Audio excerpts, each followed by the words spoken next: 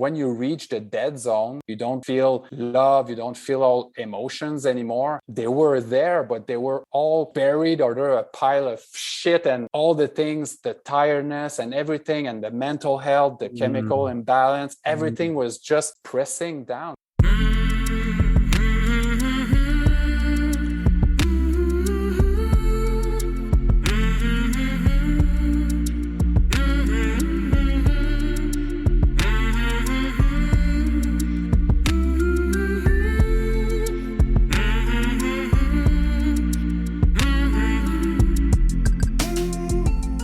Hey there, my name is Sean, and this is Suicide Noted. On this podcast, I talk with suicide attempt survivors so that we can hear their stories. Every year around the world, millions of people try to take their own lives, and we almost never talk about it. And when we do talk about it, many of us, including me, aren't very good at it. So one of my goals with this podcast is to have more conversations, and hopefully better conversations, with attempt survivors. A huge thanks to all the attempt survivors who have joined me here on the podcast to share so openly and honestly since we first began in July of 2020, and to everybody who listens. We really appreciate it. And to all of the attempt survivors who joined me in 2020, I will be reaching out to you, and you can reach out to me if you'd like. We are doing updates. I want to hear where you are and how you are since we first connected for this podcast. Stay tuned for that. If you are a suicide attempt survivor and you'd like to share your story, please reach out. hello@suicidenoted.com or on Facebook or Twitter @suicidenoted. And I will include in the show notes a few links, ways in which you can help people find the podcast, ways in which you can support the podcast, and so on. And please keep in mind, we are talking about suicide on this podcast. May not be a good fit for everybody. Please take that into account before you listen. But I do hope you listen, because there is so much to learn. Today I am talking with Pat. Pat lives in California, and he is a suicide attempt survivor. Hey, Pat, how's it going? Nice meeting you. You too. Thank you for reaching out. Yeah, absolutely. Are you home?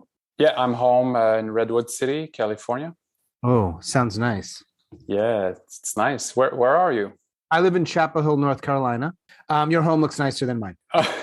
Thank you. Are you from Quebec?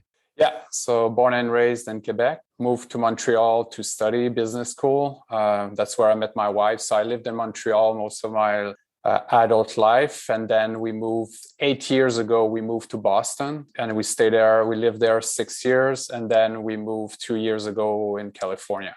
Here we are. So I'm very grateful to be here. So what is your connection to suicide? Most people, no thanks. I want nothing to do with that conversation at all. Yeah.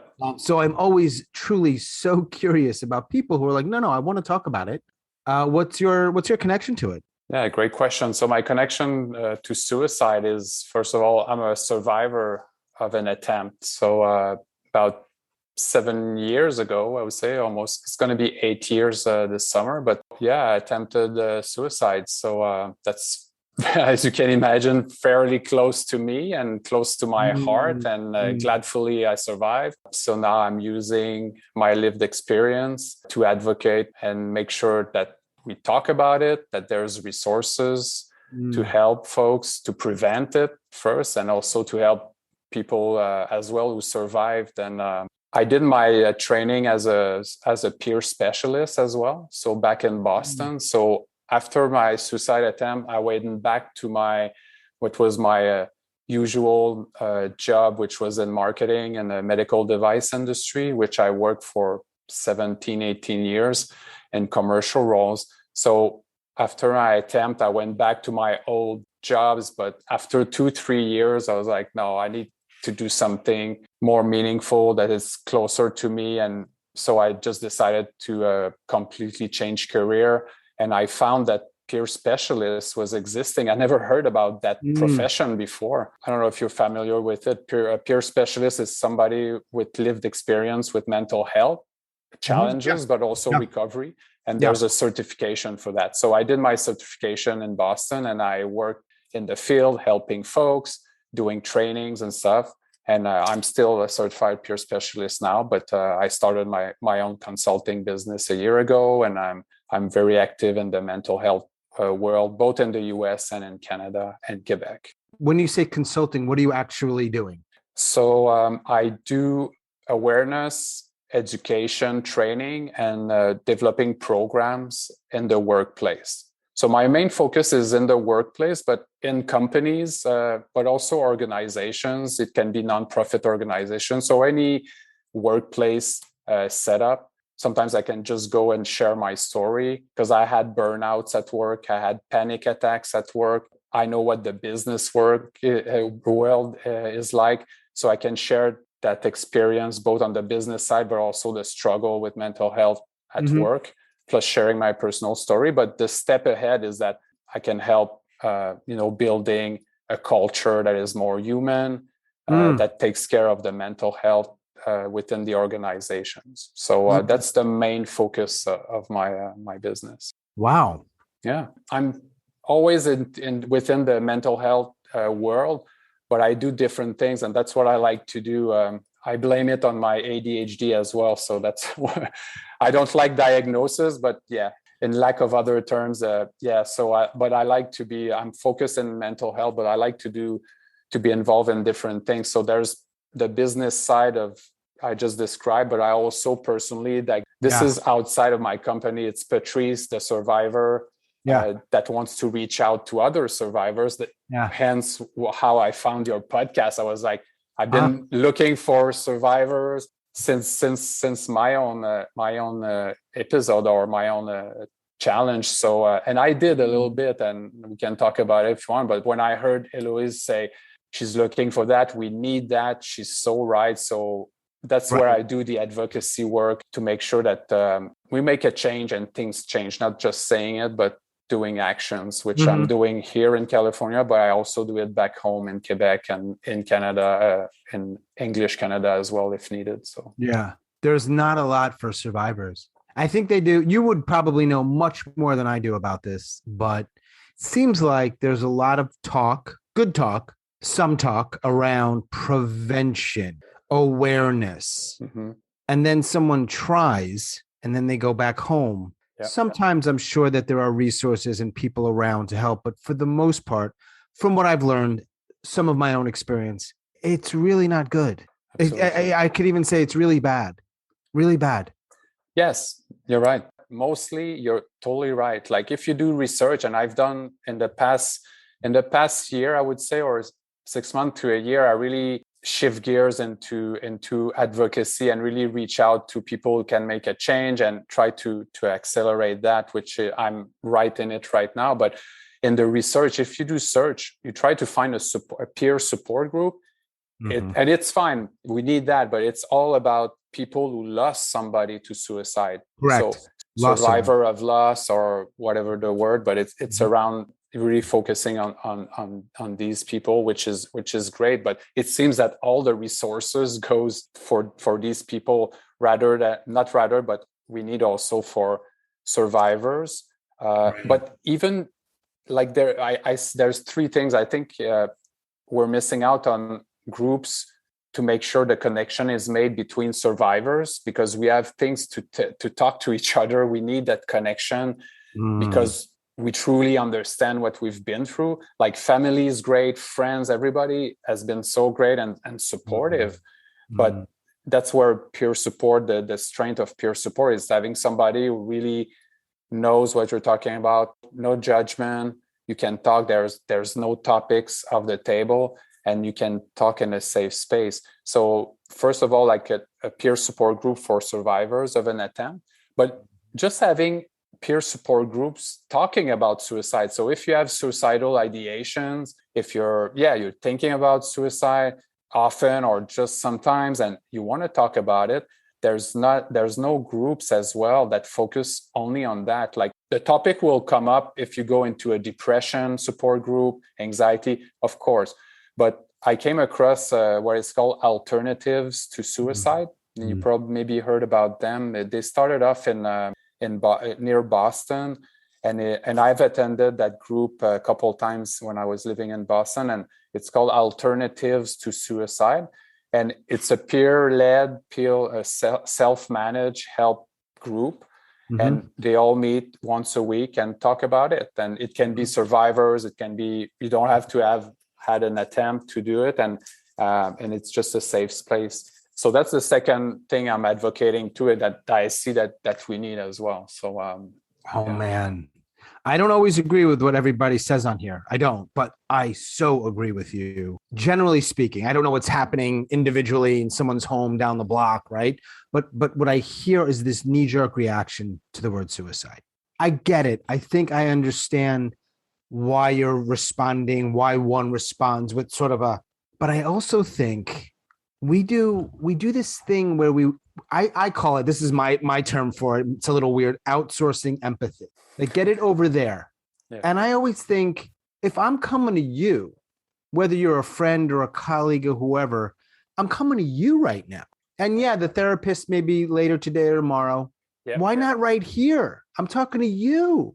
And I think that is hard to measure. Yeah. But if people were a little more aware of that and had the skills, there's a skill set involved. Sure. You want to talk about suicide prevention? Oh, man. Especially with men like us. I don't know how old you are, middle-aged men or near middle-aged. Yeah. We're killing ourselves because we don't have people to talk to. Basically, yeah, absolutely. I mean, I don't mean to simplify it. I mean, there's obviously many factors, but we're just really fucking lonely. Mm-hmm. And we don't have people to talk to. So it just exacerbates it. Yeah. And then we end up I'm talking about my own story here a little bit, but you end up in a week stay at a psych center, which for me didn't do anything. It actually kind of made it worse. So yeah, I appreciate you bringing that stuff up and doing all the work you're doing. All I do is this, and I'm proud of it, but I don't do enough, I think, in the community. I'd love to start a group like that. It's great what you do, because I found when I searched, I said, finally, like we talk about it. And actually, and maybe I'll be happy to have you on my podcast, because I want to start a podcast, Mental Health for Men. There's a bunch of those out there, but I don't feel that they address what I want to say and the style of it, like being blunt and honest. Yeah. And I'll keep ponder the word suicide, because until you're in it and you experience it, yes, you want to avoid that word because it's so uncomfortable. We don't know what to do with it. We don't want to have to deal with it. Yes, everybody wants to be supportive of the cause, but who's really putting, rolling their sleeves and really, wear the t-shirt or, the words. So I really appreciate first the opportunity that you invited me and have the discussion. And you're damn right with men. That's what happened. I can tell part of my own story as well, is that my wife had the phone in her hands and I didn't want her to call 911 the night before, because I was so scared. I couldn't talk about it. And I was so scared that they would lock me down in a psychiatric hospital for the rest of my life, because I was so down with the depression. I was completely no more feelings, nothing. So to me, the reality was they're going to lock me down for the rest of my life. I'm done. I'm useless. And I was so scared.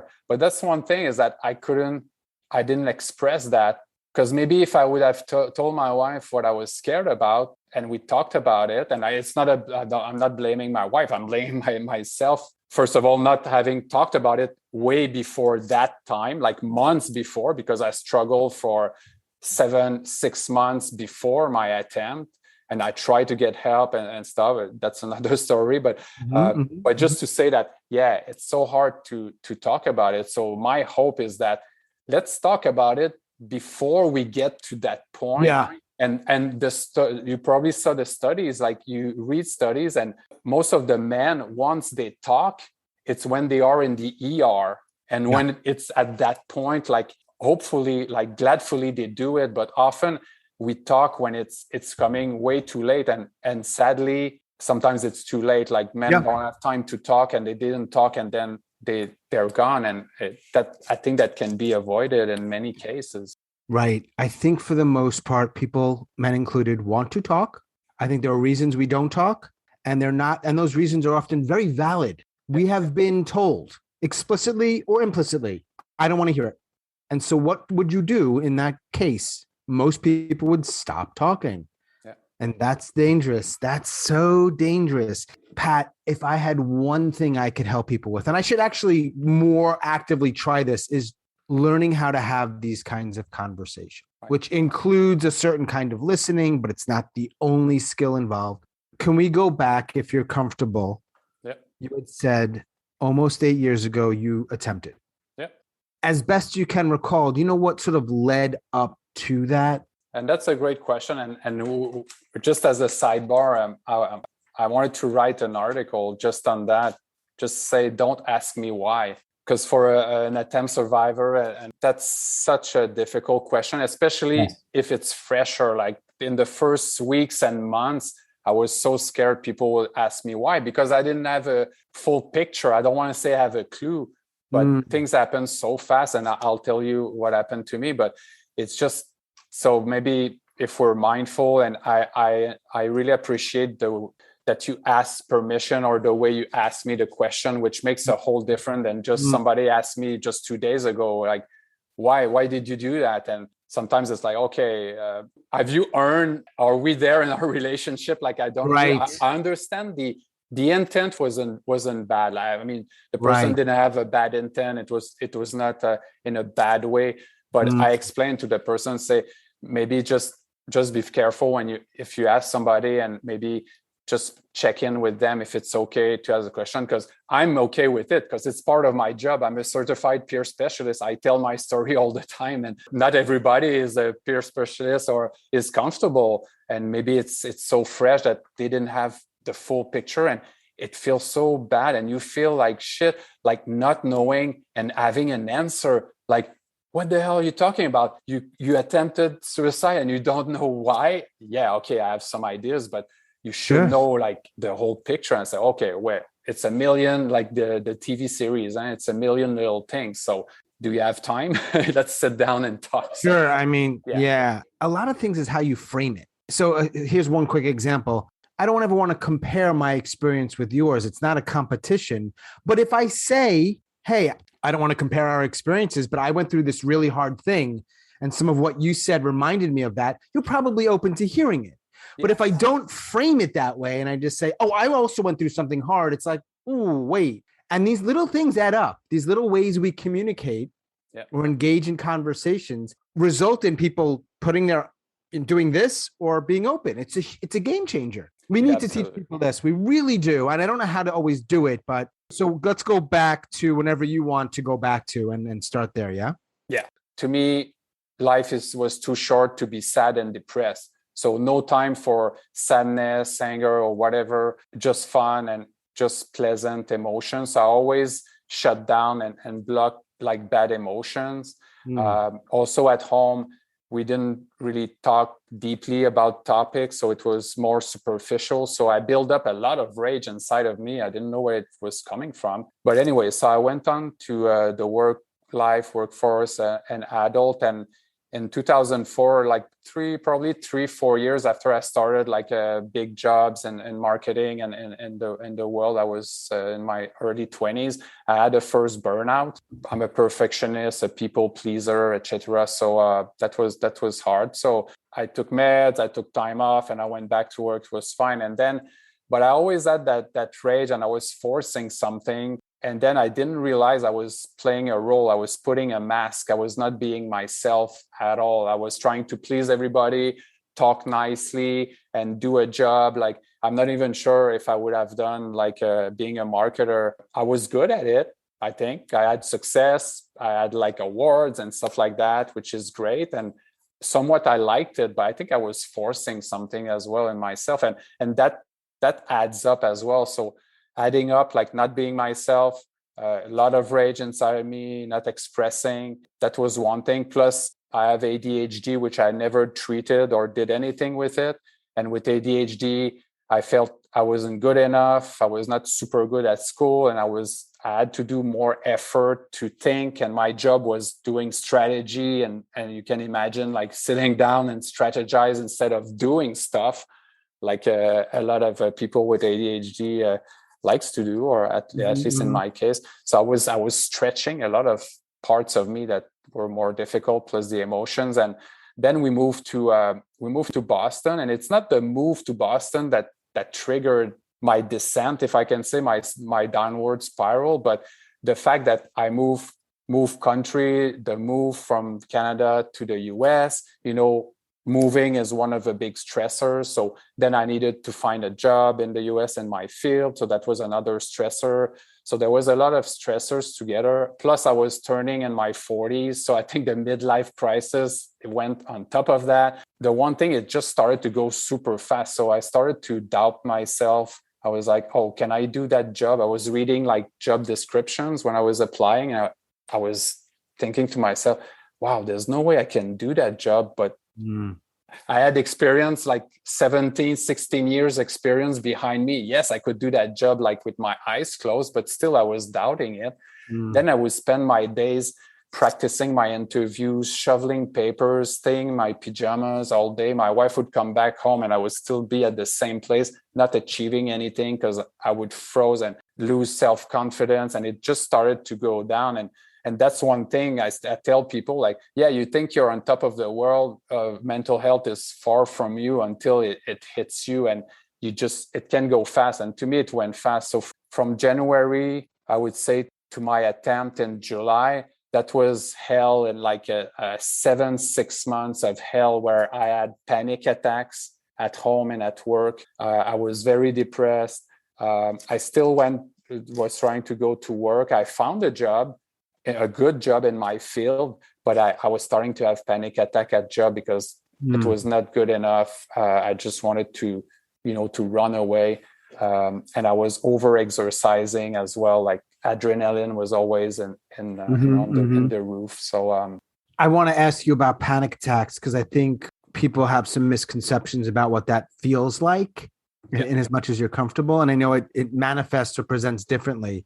So for you, what does it feel like, if possible to describe? What does a panic attack feel like? Yeah, dying, heart attack. Yeah, heart attack, dying. It kind of freezes, dizziness. Yeah, to me it was dizzy. Yeah, it's almost like a heart attack, and even sometimes you can have pain, like I had around the heart, but it's more on the chest, like a pinch, like a big pinch on here, and then my throat would start closing. And I get these signs, like the throat and the pinch in the chest. It's been a while now, for sure, but once in a while it can come back, and now I don't panic anymore because I know what they are. So I breathe, I do my breathing technique, and I know it's gonna pass.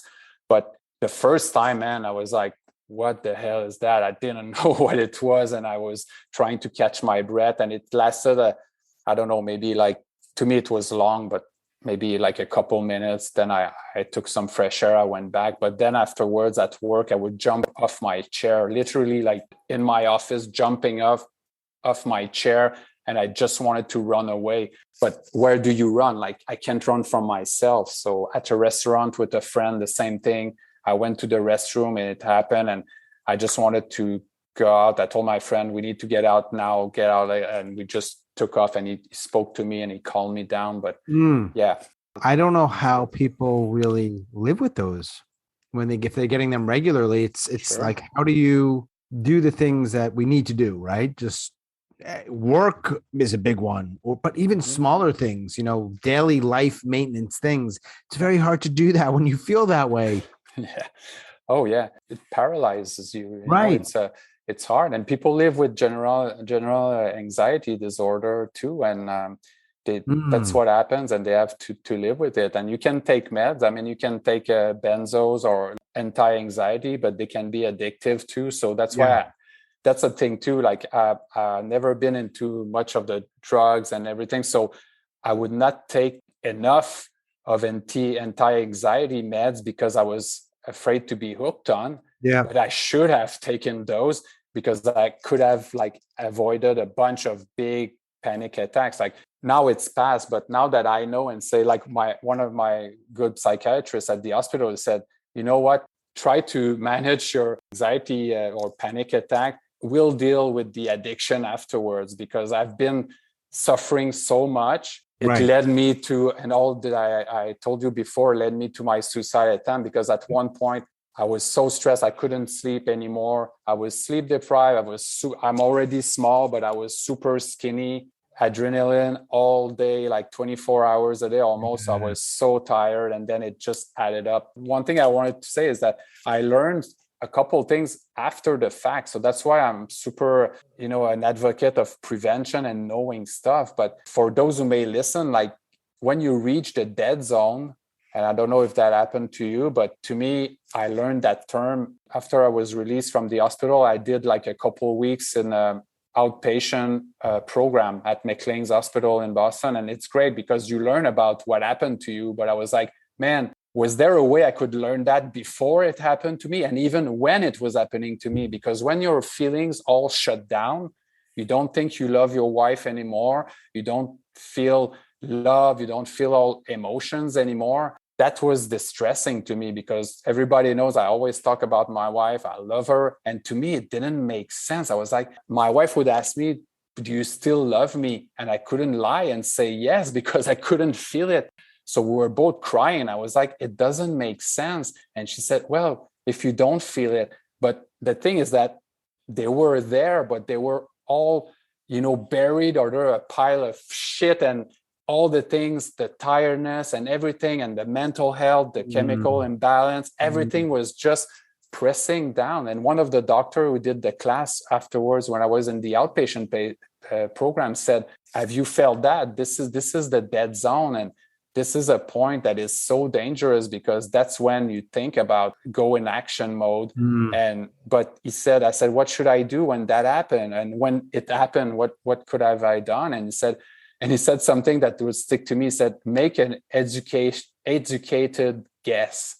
So even if you don't feel it, there's no hope. Just think like you thought. You said, it doesn't make sense. Maybe there's something wrong. There's something that I know it's hard to do when you're completely out of it. And I know it's hard. Especially, Pat, especially if you're alone. Yes. Yeah.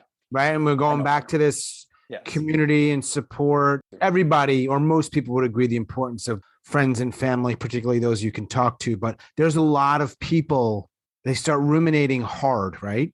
And maybe they're in that dead zone and they don't have a best friend or a spouse or a nearby sibling to say, hey, this doesn't sound like you. Let's just take a walk. And that's so right, because they don't have that at all. So what happens?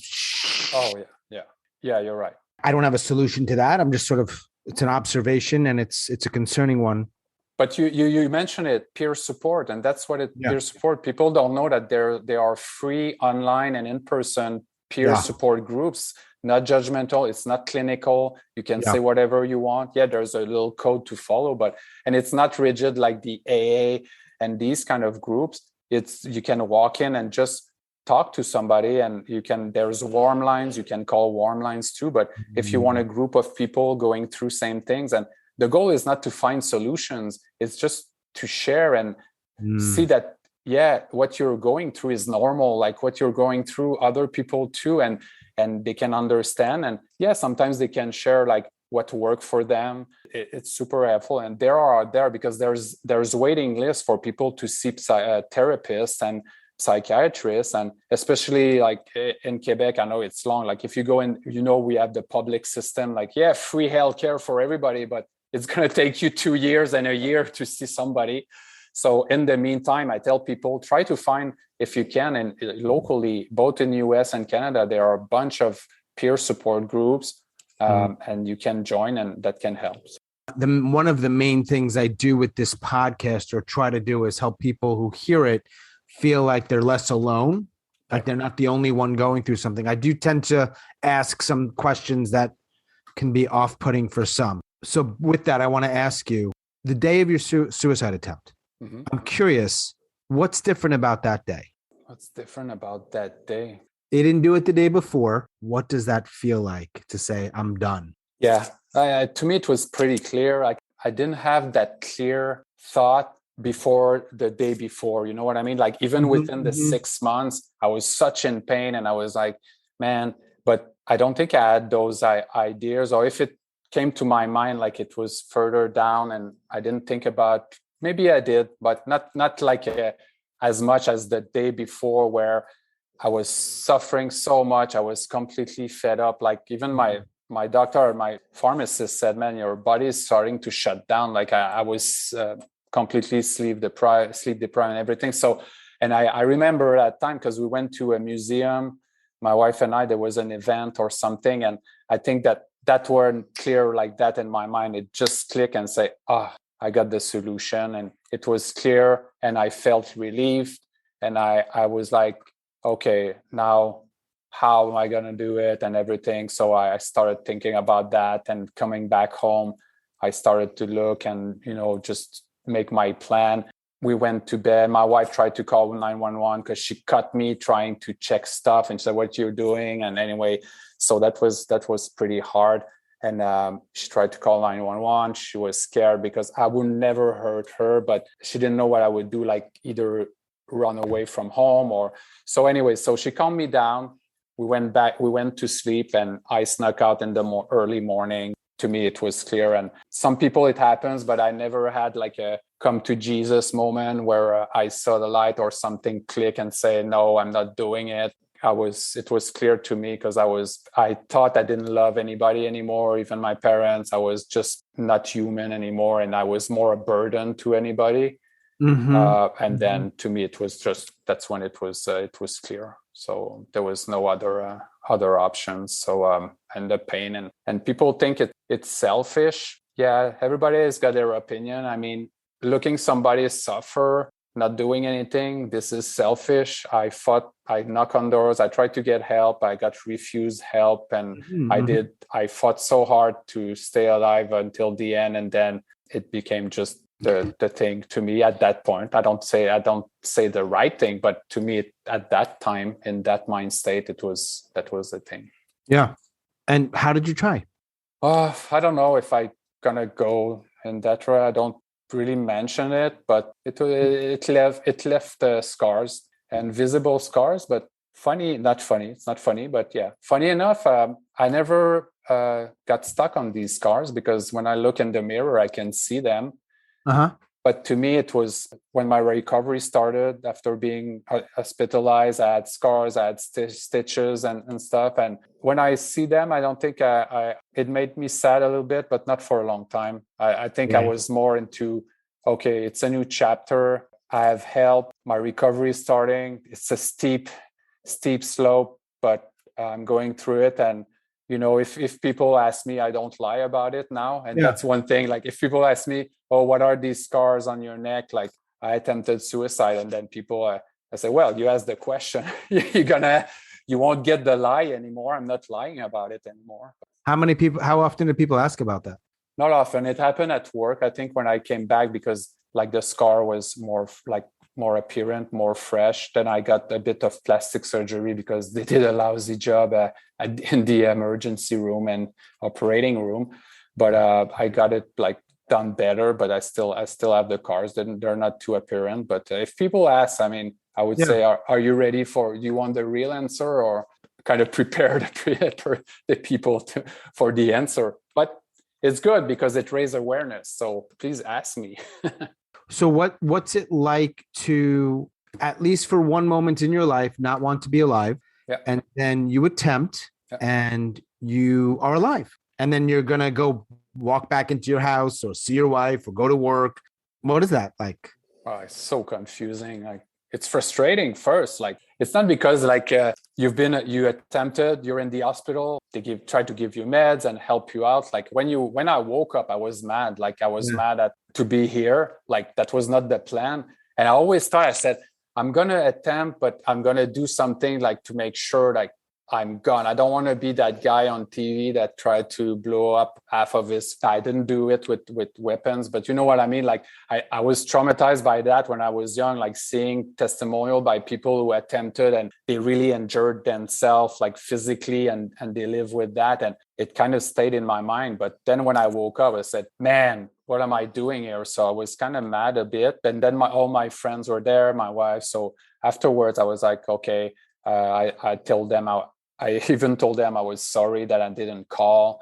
That's the first thing I told one of my good buddies. He always said, then give me a call, tell me, and I didn't. So I felt bad about that. So I said, sorry. And then, yeah, it's hard like to go back to reality. But then with the therapy and the medication, my head stuck out of the water a bit, and I start to see a bit more clearly, and I felt less the pain, the suffering. I did good programs, and then baby steps and work on myself. I discovered the awareness and mindfulness at the hospital. So I did meditation and mindfulness to be aware of what I'm feeling, not block any feelings anymore, feel the feelings, see what they are. And they're just feelings, like they're gonna pass, just like body sensations or thoughts you have in your head. It's just passing stuff. You don't have to grasp on those. You are where you are now, but you talking to you in 2014, that oh no, you man, might hear that and you'd be like, no, sorry, you don't get it. And there are people, and you know this,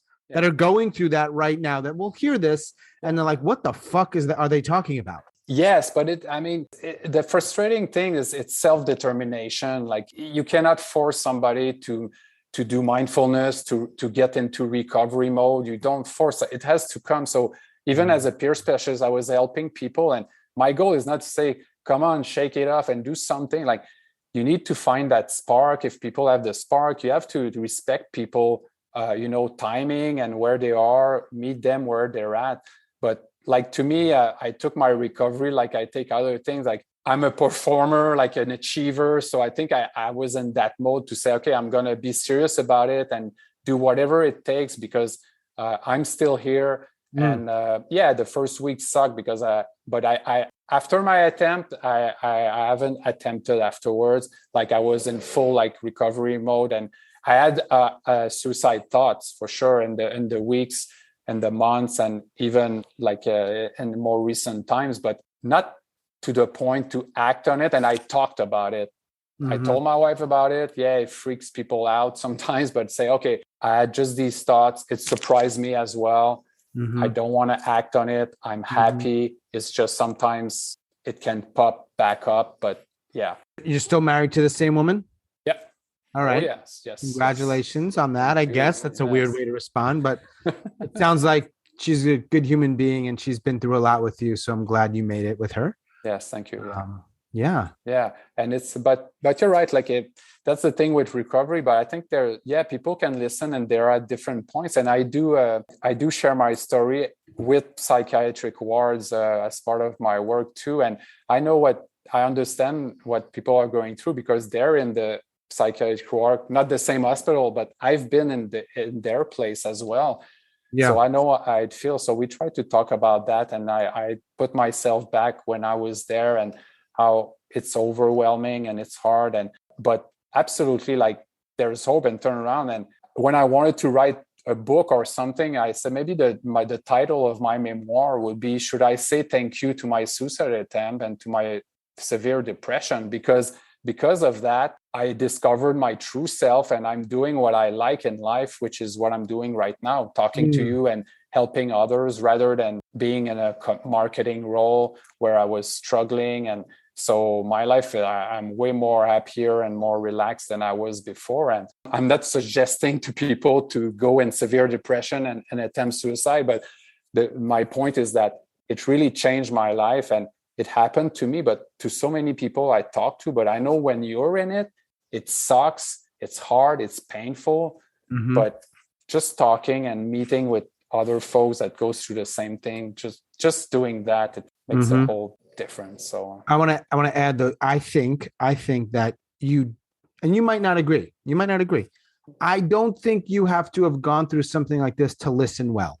Oh yeah, sure. Yeah. And that's important. Yeah, I agree with you. I haven't gone through this, so I'm not going to listen. What? By the way, I love the idea of your title for your memoir, but that's a really long title. I know. If you try to get that published, they might not like that title. You might have to shorten it. I'm open-minded to suggestion, but yeah, you're right. It's a bit long. And, as someone who's never published a book, don't listen to me. It's just one guy. So it sounds like, and if you've heard the podcast, there's some questions I typically ask. Yeah. Some people, almost nobody knows. There have been people who have joined me on this podcast, and I'm the first person. You are not that person because of the work you do and from what you've shared. A lot of people know that you attempted, yes? Yeah. Oh yeah, it's public. Yeah, it's part of my work. And like at the beginning, I wouldn't share it before I became a peer specialist. So after my attempt and the months, even like I told you, I went back to work 2-3 years after my attempt in the same set, in the same kind of work. I was lying. I was, in terms of my, if people asked about my scars, or I wasn't talking about it because first of all, it was not a great environment. Plus, I wouldn't trust the people there. Plus, I don't know. I didn't want to make it. I didn't want people to label me because it's a piece of my life. It's not who Patrice is. Like, people were so surprised that I attempted suicide, just like the comedian, because I like to laugh. I make people laugh, and I'm outgoing, and I love life. I love to try a bunch of things. I'm curious, adventurous, and stuff. And that's just a piece of my life that happens. So to me, I'm not a suicide attempt survivor. I'm more than that. It's just a part of my story, which is just a piece. So it's not the whole thing. So so I'm open about it for sure. Yeah. You said that you went in, as part of your recovery, you went to therapy. Yep. Did you ever get I know you mentioned you have ADHD. Did you get any other diagnosis that you thought was accurate or correct?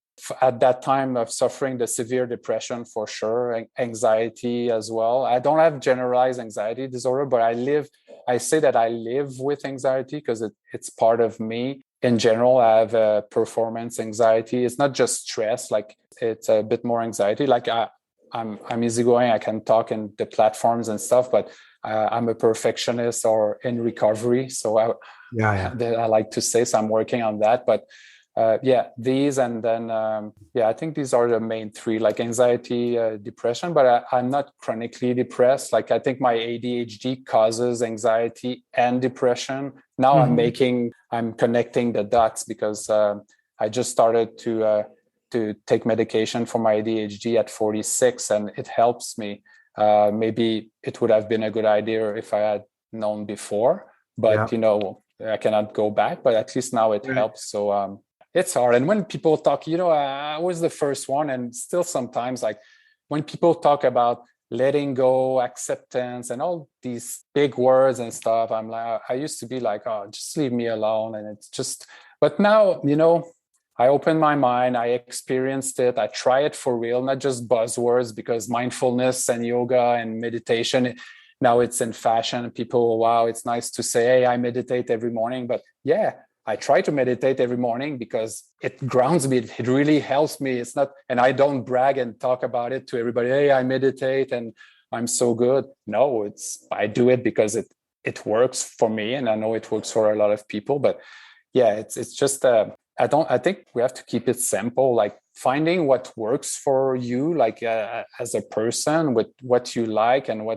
there's so many coping skills, strategies, and things we can all do individually to help us. We just need to find what's work for you. Like, nobody says you have to meditate, you have to do this and that. Like, you do you make your own recovery because it's so personal. So but there's so many tools out there. So it sounds like you found yours, or some of them, some things that help. And I'm still learning tools. I'm open to learning. I read a lot, and I try to learn from other people too. So that's the beauty of it. Mm-hmm. That's the beauty of listening well, is, for me anyway, you learn from everyone. Yeah. Not just teachers, not just doctors, not just parents, everybody. I think if you can enter into conversations with that mindset, it's not just for you, it's for them. It's such a beautiful energy in a conversation that I wish I saw more of.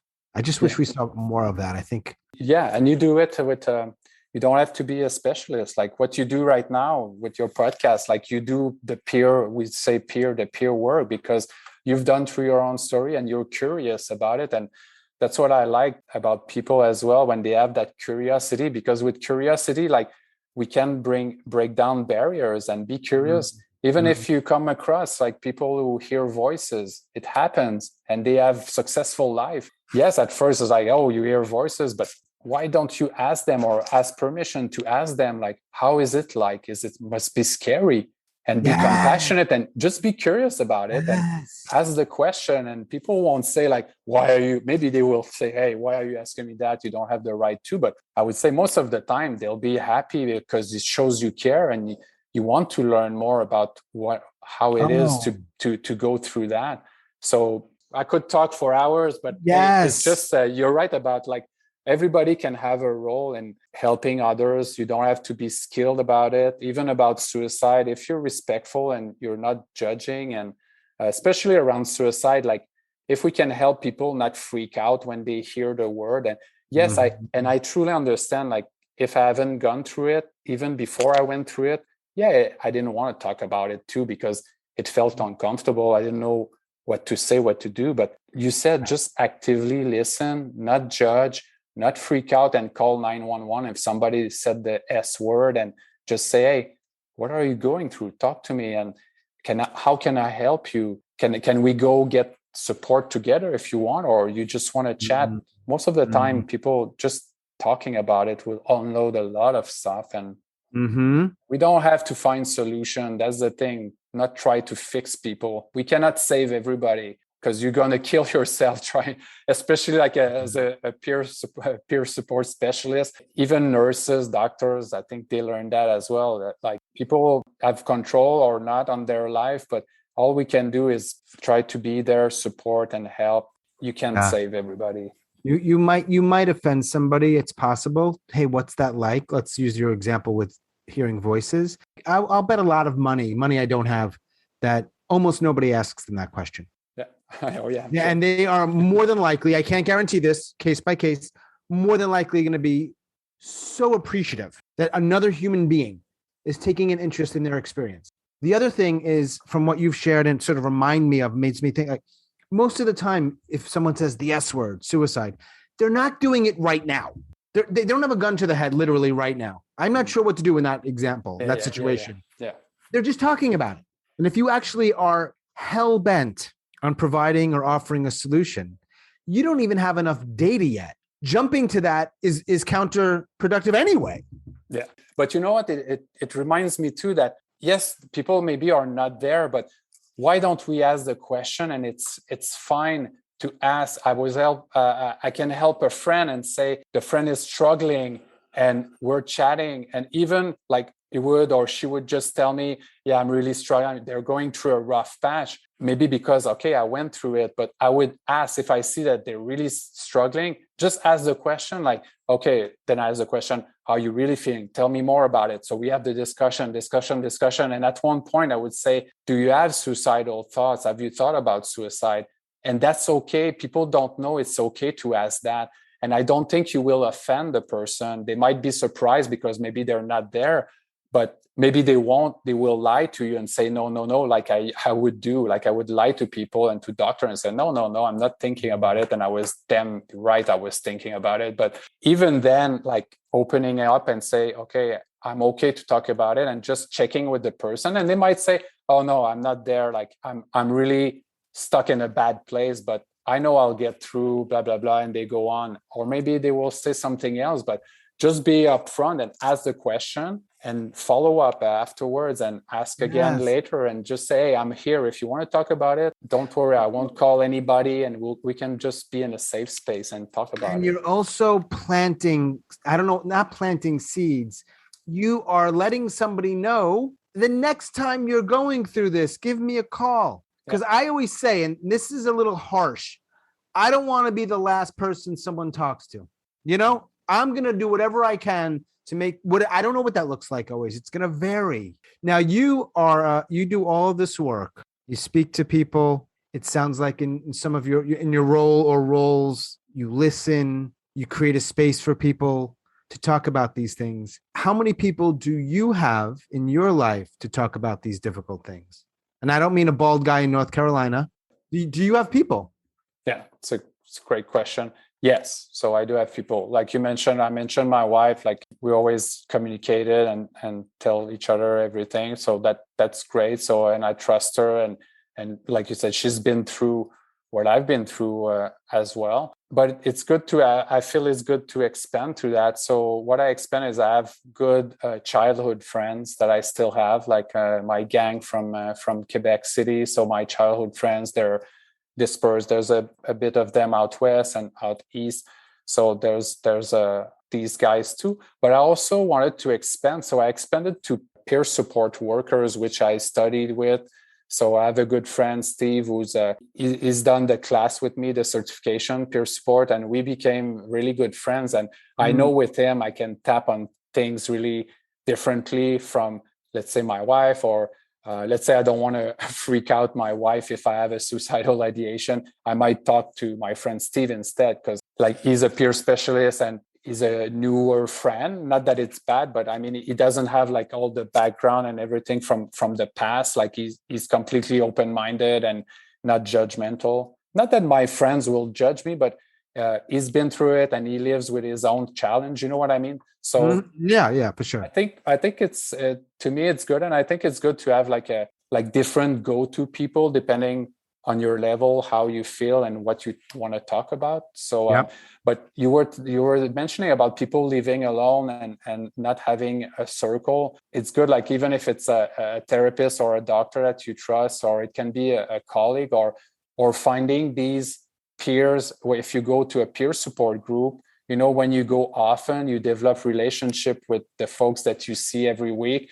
And you can find somebody there, because I mean, they're not family, they're not like longtime friends, they're detached as well, detached in a good way. And then they really have the compassion and they understanding what you're going through. So, and often people in these groups are open to sharing their contact, or not all of them, but it happens because they want to help each other and be there for each other. So long answer, but that's my group. And yeah, talking to you like this is very therapeutic. Yeah, just to have that chat and meeting new people, that makes a difference. So I'm super grateful that I met you and that you're doing that work. Seriously, I'm not saying that to flatter you, but kudos. And I'm sure that will come across again, because I'd love to have you on other platforms and other stuff that I'm working on. So I would love that. Great work.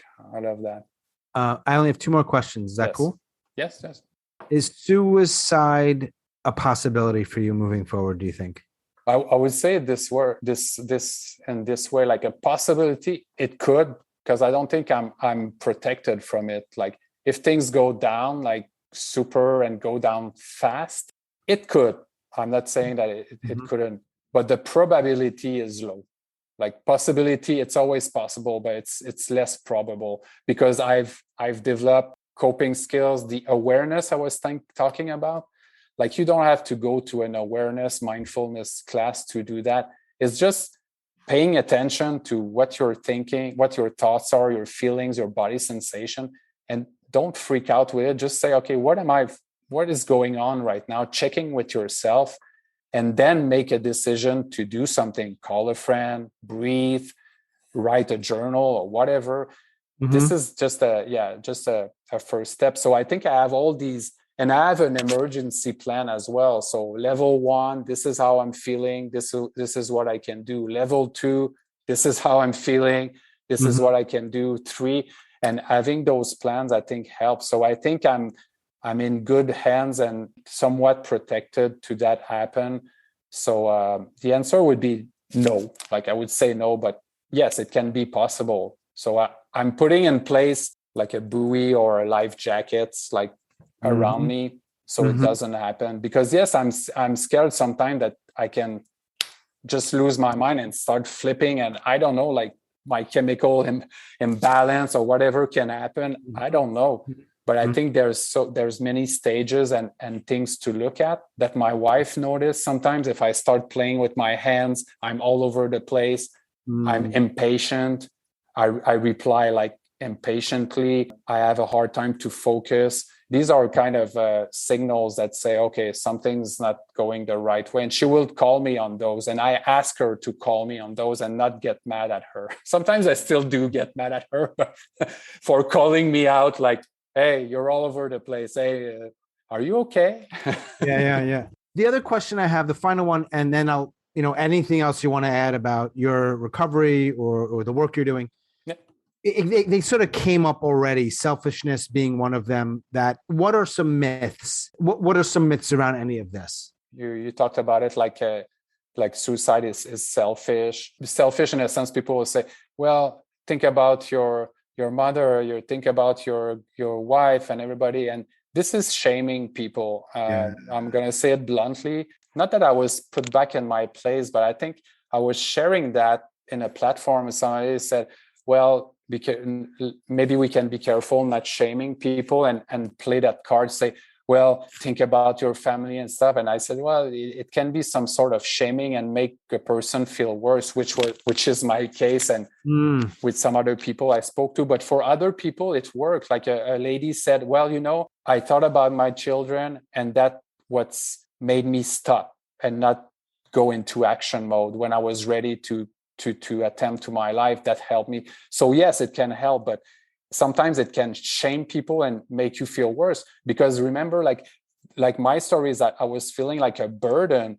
So I was doing a favor to my loved one. It was not selfish. It was altruist. Oh, yeah. Because I was like, I'm a burden for them. I'm useless. So right, it's just going to help them be more happy. So to me, when you tell me it's selfish, I was like, what are you talking about? So. And one of the things I've learned is many people who are contemplating, that's all they're thinking about is their family and their friends. That's it. It's not, they're not thinking about them or they don't care. They're thinking about them This is not everybody, of course. Yeah. I've like a lot of people have said, oh man, before I attempted in those days or weeks before, I could only think about my kids. I could only think about my family. I could only think about my mom. So it's just a misconception. It's just not accurate typically. Yeah. And also, I mean, like I told you, so I love my wife so much. We share a lot.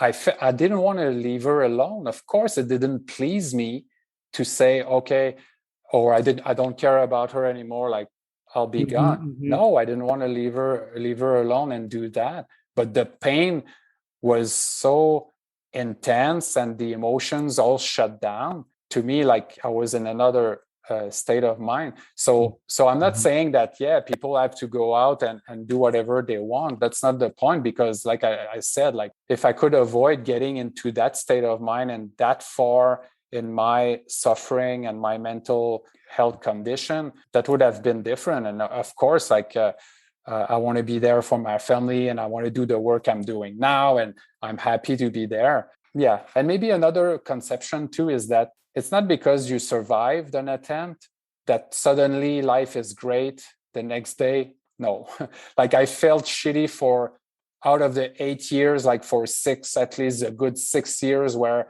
I was feeling ashamed that I was not embracing my new life.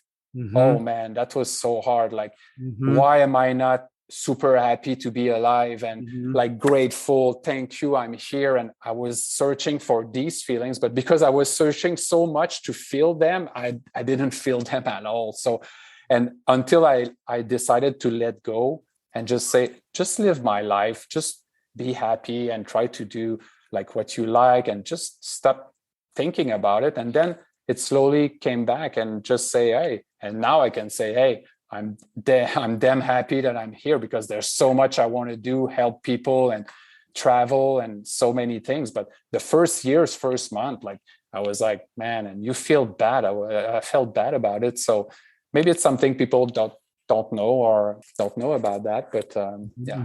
Anybody, we don't know who hears this podcast, so who knows? I want people to better understand what your work is these days. And perhaps someone hears this that can use your services. So can you share a little bit about that? Yeah, I appreciate that. Thanks. Because we talk about it. So this week in Quebec is the Suicide Prevention Week in Quebec. And I know there's one in Canada, there's one in the US, but just sharing the theme, I know we're more based in the US now, but the theme is talking about suicide saves lives. Talking about it saves lives. Studies shows that if we talk about suicide, people don't attempt more, but it helps avoid suicide. So, so that's one message. So, but I'm advocating and pushing to get those support groups. I think I was talking to you about. So to have a peer support group that talks about suicide and have another peer support groups for attempt survivors. It's missing in Canada, in the US, and probably around the world, but I'm focusing on Canada and US. So I'm advocating right now in California and in my county because it's missing. I'm meeting with the Suicide Prevention Committee in April to do a presentation, but any allies, advocates, if you're out there, you hear about it and you're a survivor and you want to contribute and try to make things change and build alliance with organization that already exists that can create those support groups. Because I can go and do a meetup and create a support group, but I don't have the outreach like them. I cannot reach to thousands of people to know about it. So I'm advocating with mental health support, mental health organization right now. And I'm trying to use this platform, and not just this platform, but like you give me the chance to do it, but thanks for that. But all the other platforms. So it's so much easier to have the big fish on your side. I mean, it's very difficult when you're the true grassroots. Man, most of that is just slugging your way and, shit doesn't happen. So good for you for not quitting. Are you either a Montreal Expos or Montreal Canadiens fan? Oh, I'm from Quebec City, so I was a Nordiques fan. Oh, you were a Nordiques fan. Nordiques, and then I lived in Montreal, and I couldn't cheer for Montreal. I did a little bit secretly, just between you and I. But the Nordiques what are they now? The Rockies? You're right. They moved to the Avalanche in Colorado, and they won the Stanley Cup. So people like to rub that in my face. Thank you, Sean. Sure. My pleasure. But now the Quebec has the Nordiques again, right? No, not yet. They want a team. They built a new Coliseum, like a new rink, and they're waiting for the team. But Gary Bettman doesn't want to. He wants more money, so they don't have a team yet. So got it. But when I moved to Boston, I was cheering for Boston, even a bit back in Montreal. So so I was more of a Boston Bruins fan. So at that gotcha. Not the Montreal, not the Habs. No Habs. I can't. My wife is, but I can't. No. Fortunately for you this season, they're not very good. I am glad that your attempt was unsuccessful back in 2014. So you're here. Thank you. And then I'm glad that you reached out. I'm glad we talked. Anything else that you would like to share before we go? No, there's hope. Recovery is real and there's hope. So just reach out and remember that, you can make a difference too. So if you're in recovery and you recovered, just talking and try to reach and make a difference, just like you do. You don't have to be a professional or peer specialist. We can all make a difference. So and thanks for the invitation. It's great. Really appreciate it. My pleasure, man. Thank you very much, Pat. I appreciate it. Great. All right, man. Have a good day. And you too. All right. Thanks. Bye. Bye.